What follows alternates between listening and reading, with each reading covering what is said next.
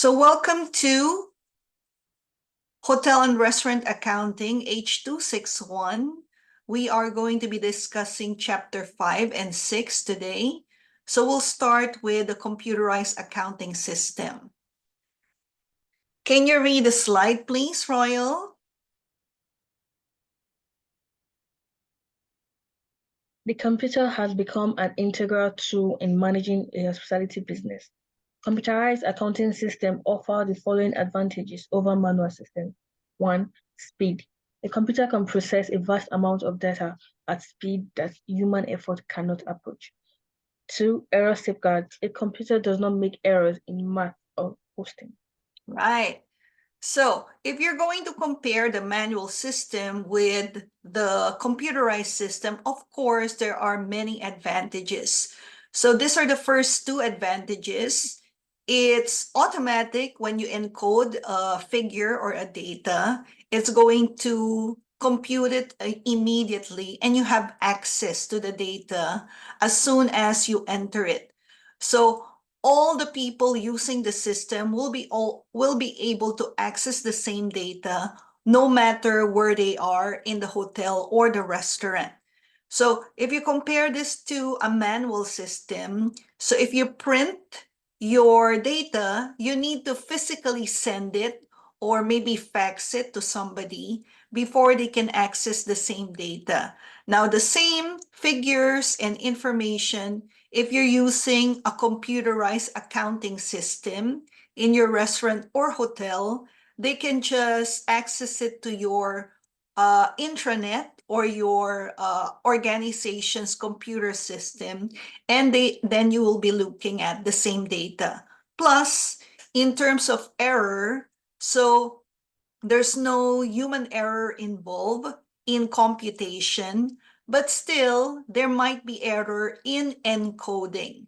So if you enter an incorrect information, of course, then the data itself at the beginning is already an error. So what's good about the system is it might alert you.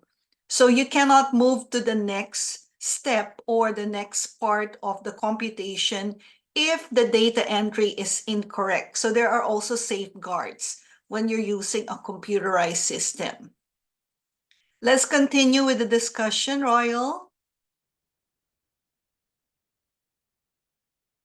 Number 3, automatic posting. Once the computer receives journal input, it transfers this data to the specified bookkeeping account. 4, automatic account balance calculation. A computerized accounting system updates account balances immediately after posting. And number 5, automatic report generation. The user can quickly provide monitor displays or printouts for the general ledger, financial statements, etc. Thank you. So for example, if you're running a restaurant and you enter this month's or this day's sales total, so it's going to generate the data in your system, and it's going to automatically calculate for the balance. So if you're going to add all the sales for the whole week, you can generate that report. If you want to generate a report for a month's sales worth, then you can also do that in the system. If you have to do it manually, you have to go through all your receipts, all your printed data before you can do the calculation. So these are also great advantages if you're using a computerized system. Now, there are also disadvantages to a computerized system. Can you read the disadvantages, please?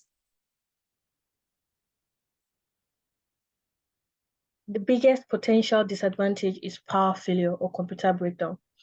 Computerized operations usually require painstaking adherence to procedures, and departure from these procedures might disrupt the entire operation.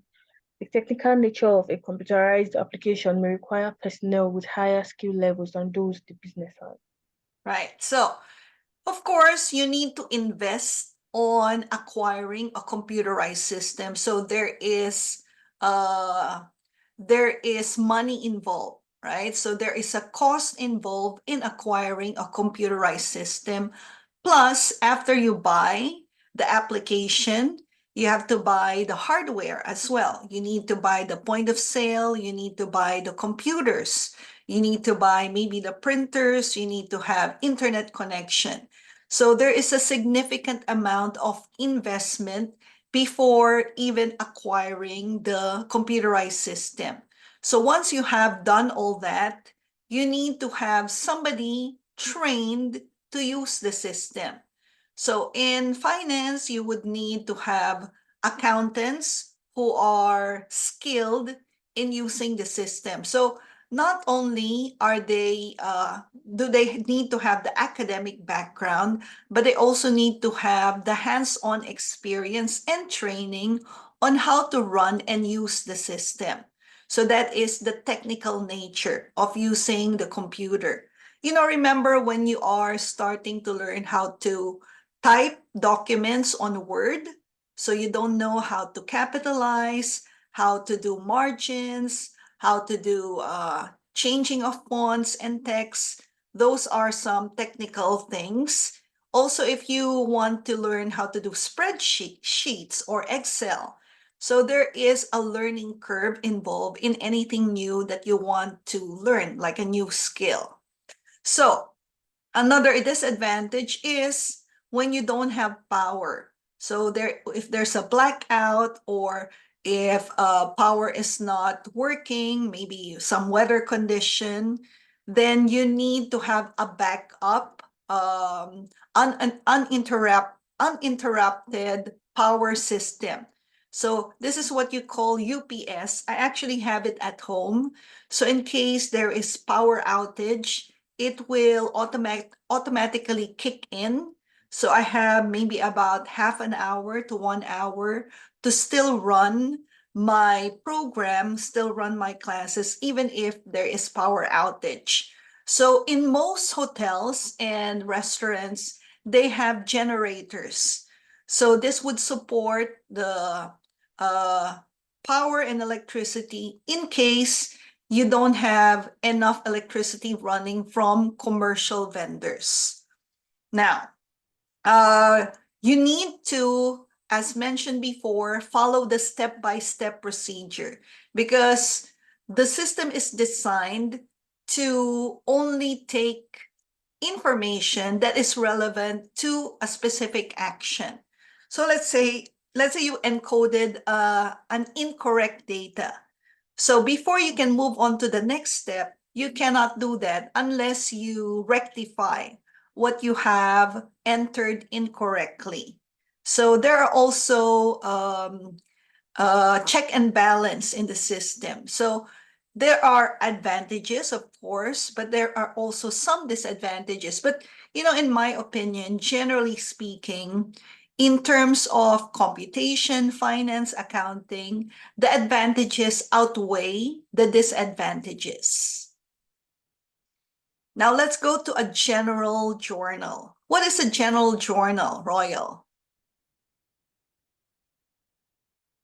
The general journal is a two-column form used to enter transaction data. It can be used for many purposes, from recording business transactions to recording adjustment transactions. However, it is not designed to record daily business transactions. Right. So this is also what you call as a T account, the general journal. So you have your debit and you have your credit, but it's not really for daily business transactions. What about special journals, Royal? Accountants favor the use of special journals for recording daily business transactions. They typically include 1. Sales and cash receipts journal, prepared from the cash register tapes or the cashier's report. 2. Accounts payable journal, prepared from the invoice received from suppliers and service providers. 3. Cash payments journals, prepared from checks issued to suppliers and service providers.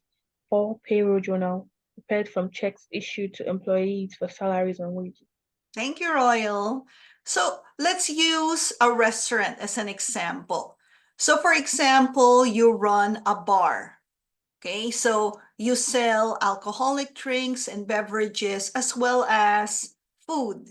You know, you have entrees, you have appetizers, you have soup, salad, desserts, etc.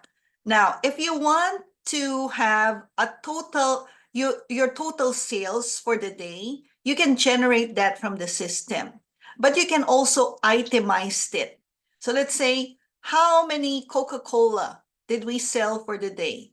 How many mushroom soup orders did we have for the day? So it can be itemized. It can even be categorized in different category. So how many soup, how many appetizer, how many wines, how many beers. So you can generate that from the system. So you go to your cashier, your point of sale system, and then you can generate the report. You can have a soft copy that you can send to the manager or the business owner, or you can even print it at the end of the day. Now, for suppliers and other service providers, let's say you ordered 50 kilograms of beef shanks, and you have to pay this at the end of the month. So here you can generate it from your accounts payable journal. So all the money that you owe your supplier, you can get it from this report. Even all your cash payments, your credit card payments, your debit card payments, your e-wallet payments, it can be generated from the system. So it is by category. And of course, in terms of salaries, then you know how much you need to pay for your waiters, your servers, your kitchen staff, your managers. And you can do that from the payroll journal. So there is what you call a 3-column account format. Can you read the slide, please, Royal? Business transactions, adjustments, and other entries must be recorded in the bookkeeping account. The 3-column format is popular and easy to read and use. The 3 columns are for debit, credit, and balances. The debit column is on the left of the credit column, and the balance column is on the right of the credit column.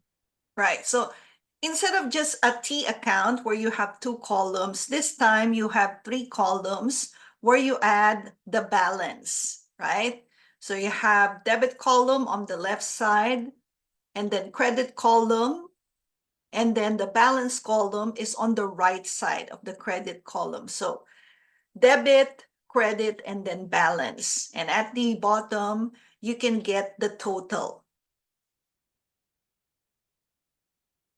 So which brings us to our discussion on a subsidiary ledger. So this is a separate ledger. It's different from the general ledger.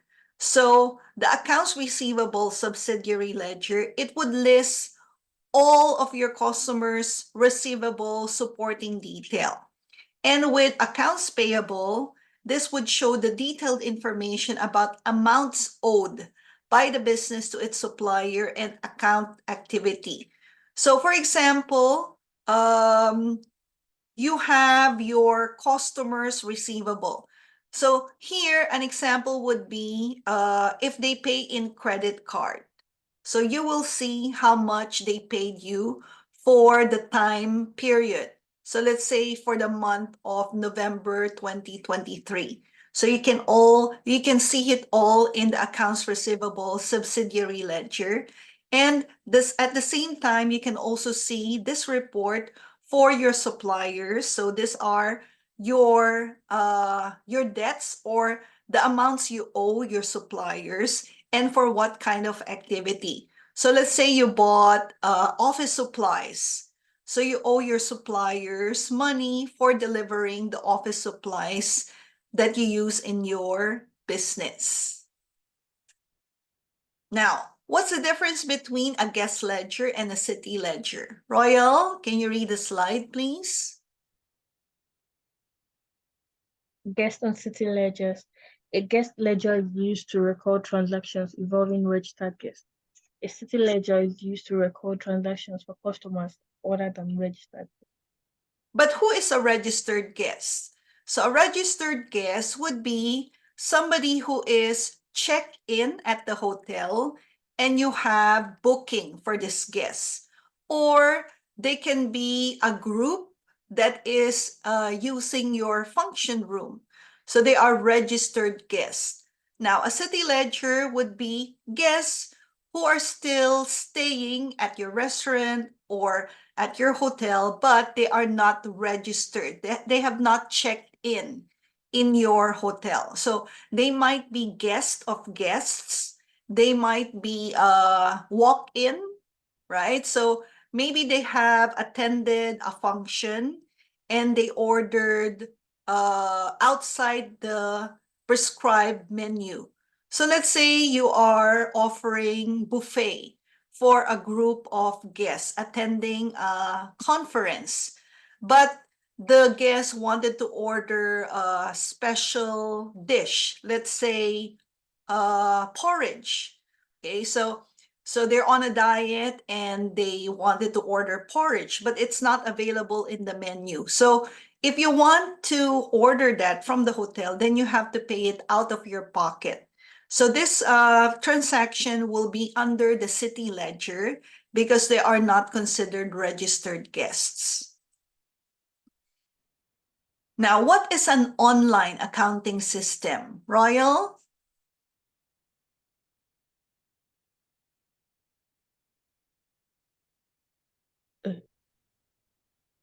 In an online accounting system, business transactions are recorded as they occur. Online systems are popular in areas like reservations, food order entries, sales, inventory controls, and accounting. Right. Nowadays, everything is instant or it is happening in real time. Like, for example, this class, there is no delay, right? The moment I speak it, it's also the moment you hear it. The moment I show it, it's also the moment that you are viewing it. So it's instantaneous, right? So when I enter something in the system, this data and this information will be available to all the users who can access the data, whether it's reservation, whether it's how many more boxes of strawberries do we have in the chiller, what is the sales report for last week, last month. So it is instantaneous, it's online. So it's just like online messaging.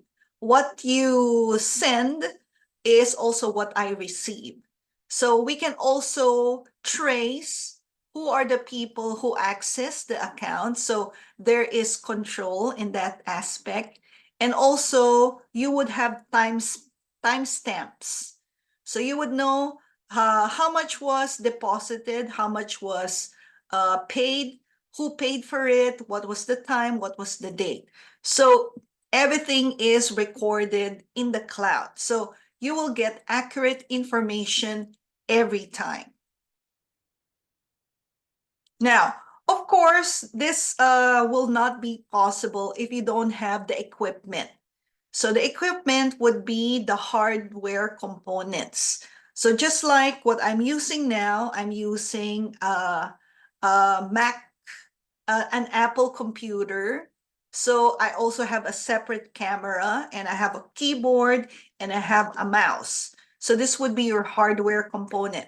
Now your operating system or OS, this is what runs in your hardware. Now for restaurants and hotels, they have different hardware components. Can you read it, please, Royal?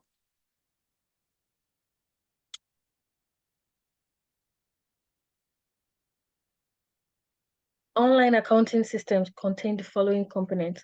One, point of sale, POS terminal, records the sale and post it in the general ledger almost simultaneously. Two, electronic cash register, a cash register with programmable features that can be customized for specific needs. Three, barcode, used to track products from receiving through sale. Right. So you can use any kind of hardware component that you require in the operation of your business. You can use touch screen, you can use a keyboard, you can use maybe a kiosk. So it would depend on what kind of setup you want for your business. So most common nowadays, you have your point of sale terminals. There's even a self-checkout kiosk.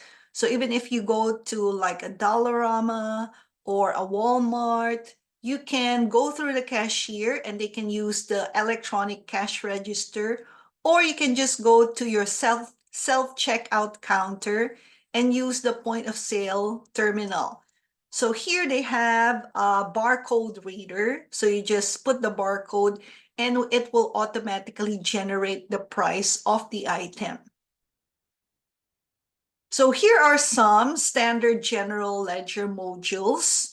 So in a computerized accounting package, typically it will include the following module. So you have the chart of accounts, starting balance, comparative data. Comparative data is useful when you do forecasting. So like, how much was our sale from last week or last month compared to this month? How much was our sale from last year? So you can do comparative data. So you can predict if you're going to increase the price or lower the price. When is your peak season? When is your lean season? And then you have journal and posting, trial balance, financial statement, general ledger printout, and year end. So for more information, you go to your reviewer. So, and then you go to chapter 5 and you will get all the definition of the terminology that we are using for this chapter. So let's take a look at the chart of account and starting balances. Royal, can you read the definition, please?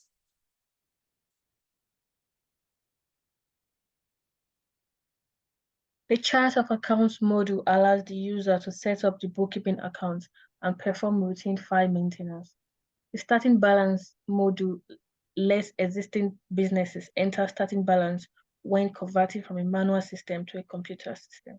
Right. So it would depend on what you want the computer to do for you.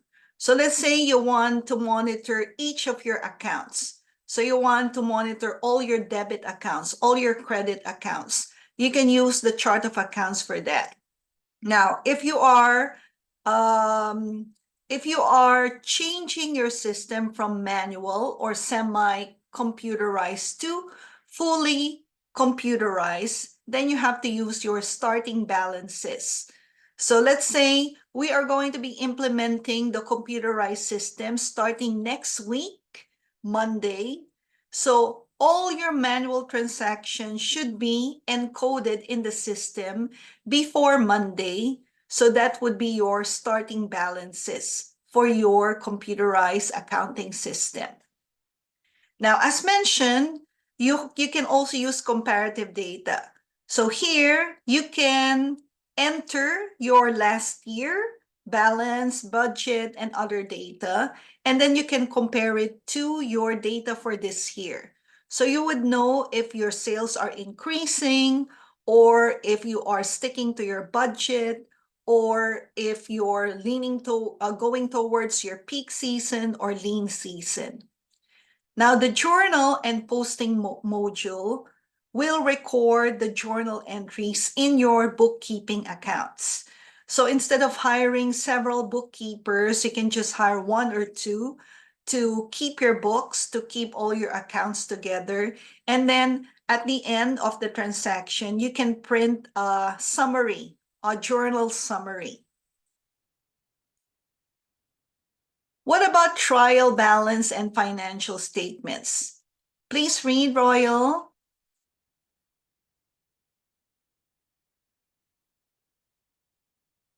Trial balance of financial statements. The trial balance module prints a trial balance that is a primary tool the account uses to prepare analysis, reconciliations, and adjusting entries.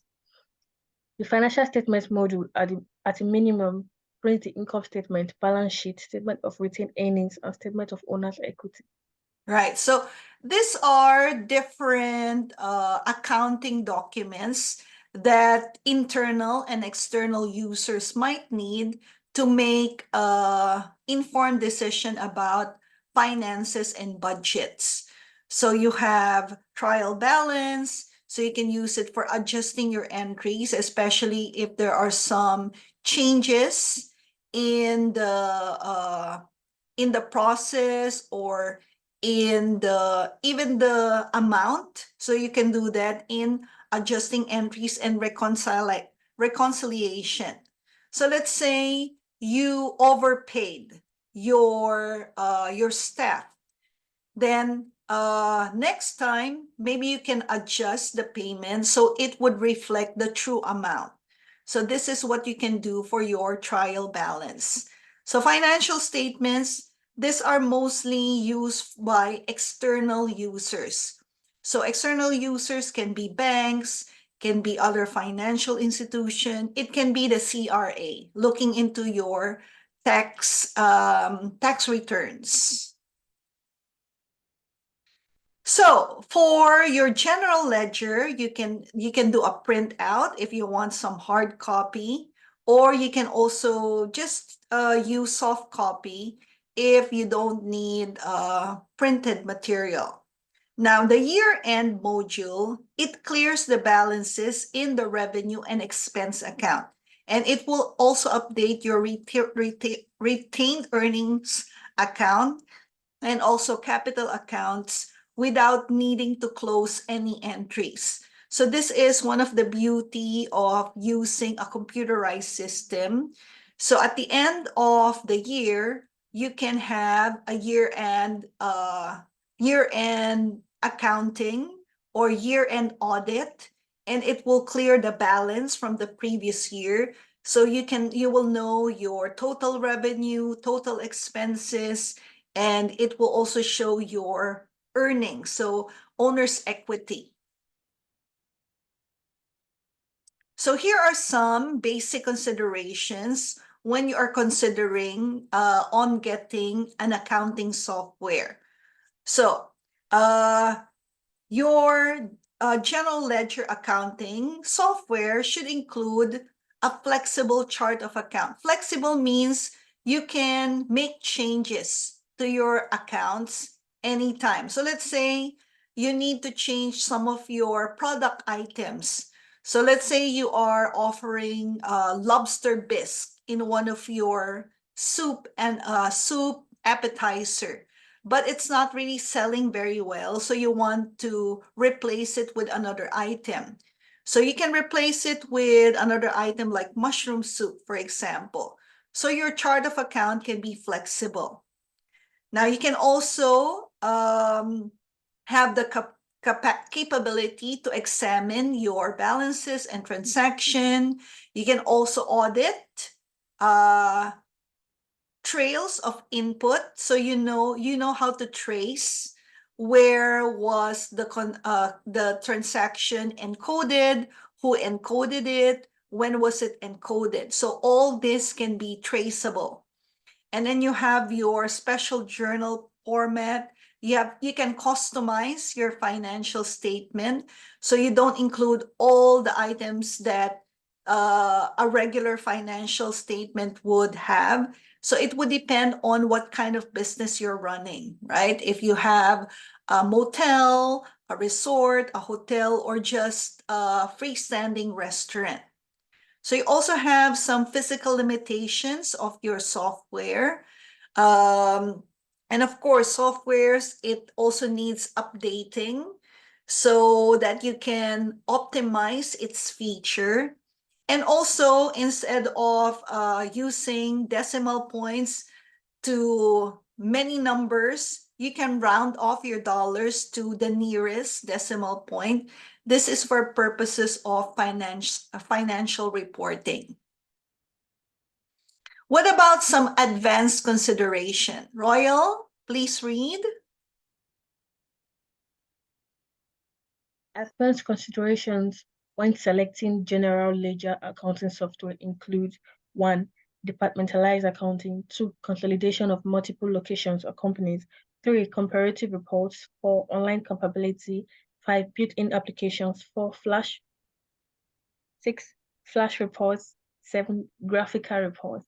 Thank you for reading that very step by step, methodically.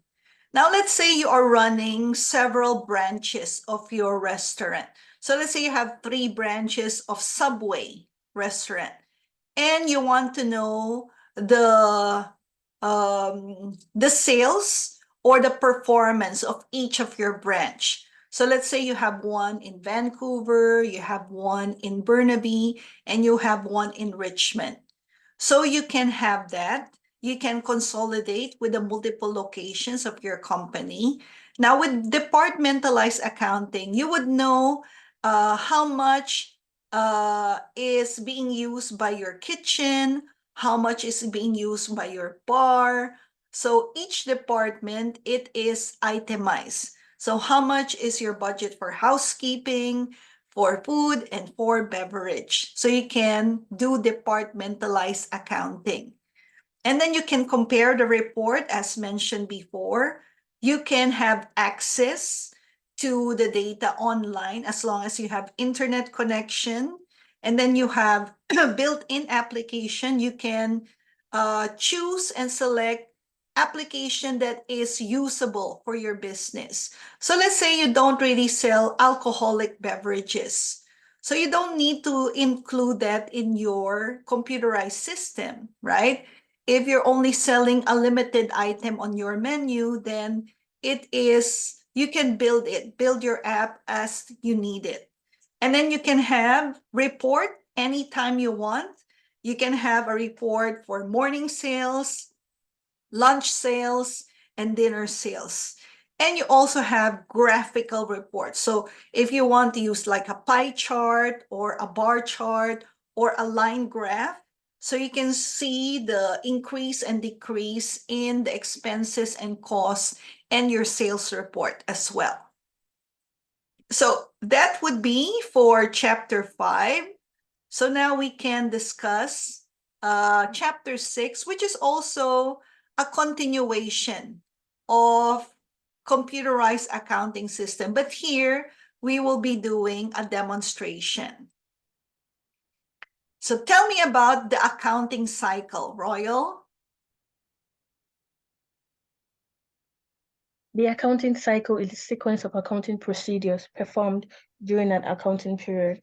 It is a continuing process of recording and reporting financial information. Right. So some businesses, they are only open for a limited amount of time. So let's say you are running a restaurant and you're only open during lunch and dinner service. So you don't have any morning or breakfast service.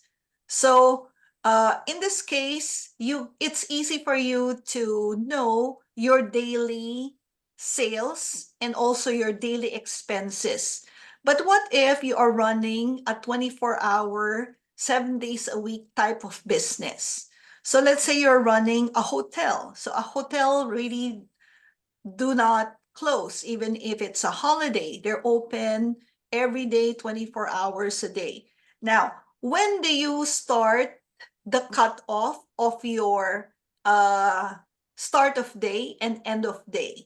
So in a hotel, typically start of day would be 6 a.m. And then end of day would normally be at 2 a.m. or 3 a.m. in the morning. This is where they do all the reports because not too many people are in the hotel. So you can do your end of day report. Now, in an accounting cycle, it doesn't necessarily need to start on January 1st and end on December 31. So let's say you started your business on February 14. So that would be the start of your accounting cycle. And then maybe you want to end it at the end of the year, so December 31. And then the following year would be your next accounting cycle. So the board of directors, the owners, would determine the start and end date of your accounting cycle. But since it is a cycle, it's cyclical. So whatever data that you have from the previous year will be carried over to the following period. So we've discussed this briefly during our introduction to the course. We have differentiated cash basis from accrual accounting. Can you read the slide for me, Royal? Under cash basis accounting, revenue is recorded only when cash is received, and an expense is recorded only when cash is paid. It is not in compliance with GAAP. Under accrual basis accounting, all revenue and expense transactions are recorded in the period in which they occur. It complies with the GAAP. Yes, so GAAP is the general accounting principles, right? Now, cash basis accounting is normally just for small businesses, but most businesses would use an accrual basis accounting because most people now, we don't really carry cash around. So we use our debit card, our credit card, or our e-wallet to pay. So for cash basis, it would only work if all your transactions are done using cash.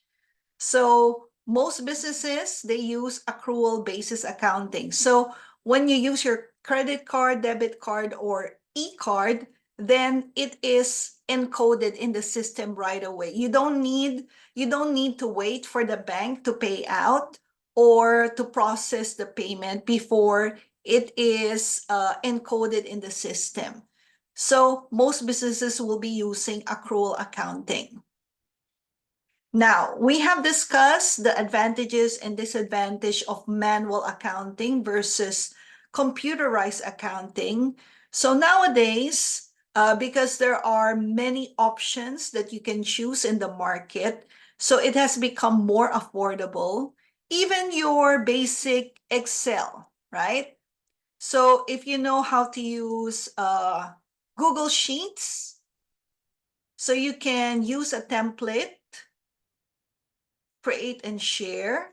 So let's say I want to use a monthly budget.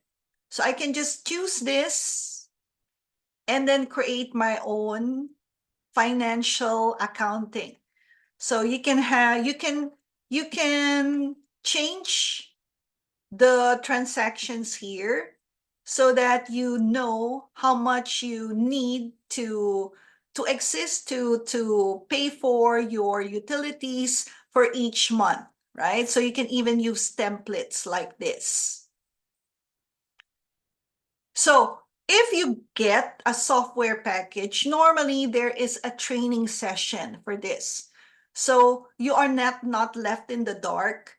So all your accountants, your financial manager will need to get used to how the system works. So they'll undergo training and then you can implement it in your company. So if you want to convert from manual to computerized, these are the steps involved. Can you read the steps, please, Royal? Steps to converting. One, set up the chart of accounts on the computerized system.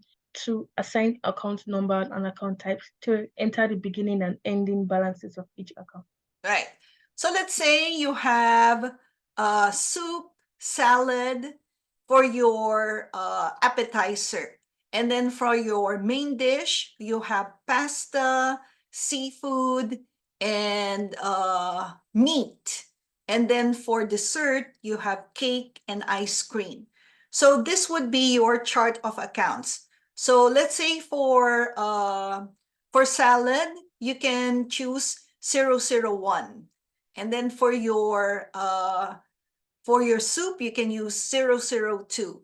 So you need to assign account numbers for your specific account type. So you can do this at the beginning of your conversion.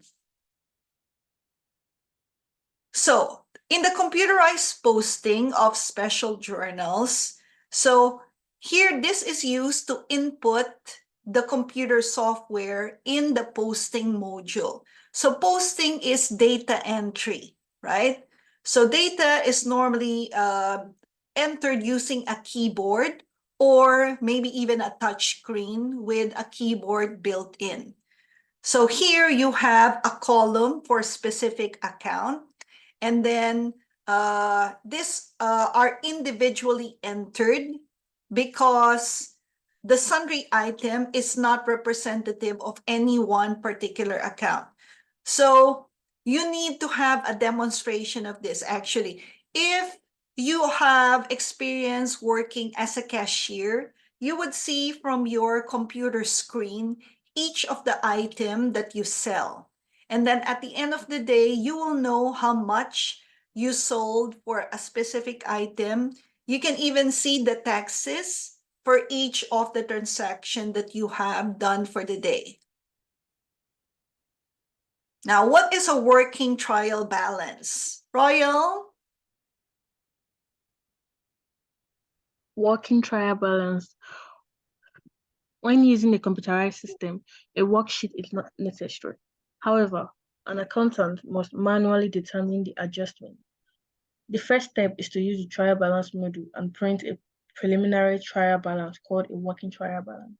Right. So in order for you to avoid errors or mistakes at the end, it's best if you start with a working trial balance so you can do some adjustments. So let's say there is an overpayment or an underpayment, or there is a mistake in pricing. You can do that in the working trial balance. And then you can adjust your entries.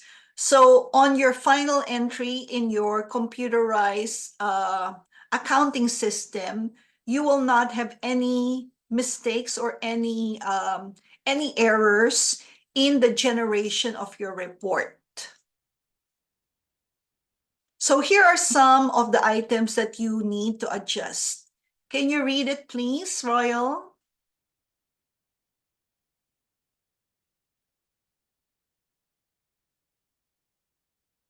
Items to be adjusted. Typically, a hospitality business will adjust for the following items at month end. 1. Cost of food used in the revenue process. 2. Cost of employee meals. 3. Supplies consumed during the month. 4. Prepaid insurance expired by the passage of 1 month. 5. Depreciation increased by the passage of 1 month. 6. Depreciation of china, glassware, and silver.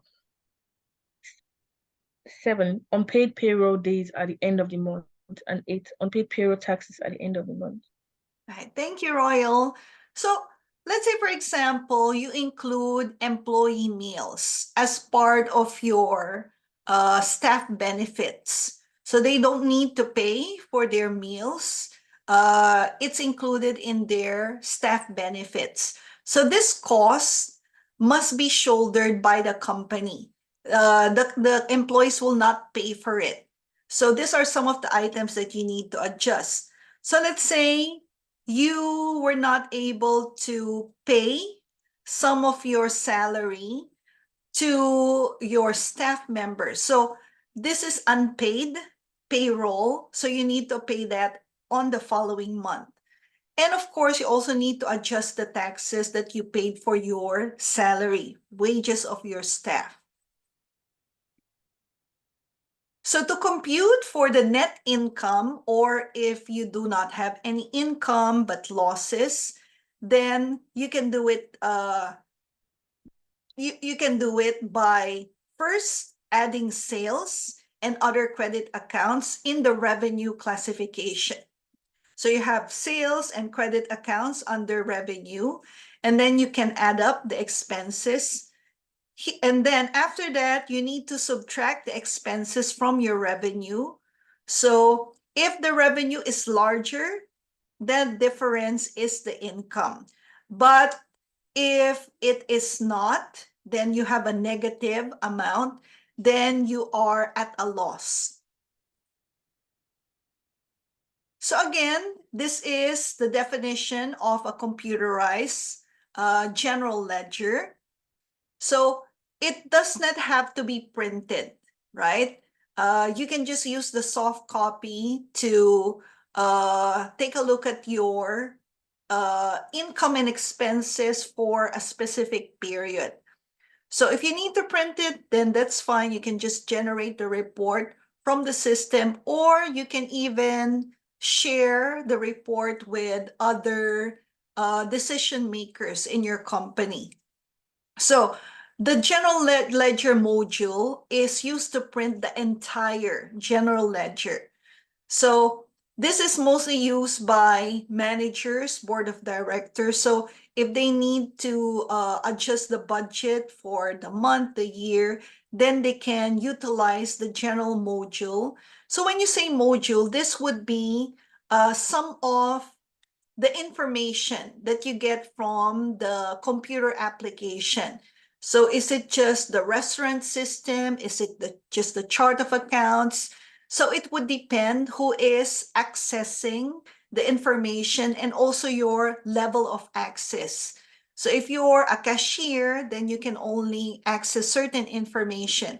If you're a supervisor, a manager, then you can access more information. And then if you have owner access, then you can have access to all information. Now, sometimes you need to reverse some entries. So this might happen even after the general ledger has been printed. So what do is you need to reverse an entry. So a reversing entry is the exact opposite of an adjusting entry. So here the accountant must determine which adjusting entries posted in the period just ended should be reversed. So not anyone can do a reversing entry. You need to have authorization because you cannot just manipulate entry or numbers in the system. It has to have authorization. It has to have, it needs to be corrected, right? It will just result in an error, or some people want to manipulate the numbers to make it appear that they are earning instead of losing. But this is not ethical. This is not the right way to do it. So when you're doing reversing entries, you need to have authorization from your board of directors or the owners, especially if you just need uh, to correct an error, right? Now, what is a closing entry, Royal?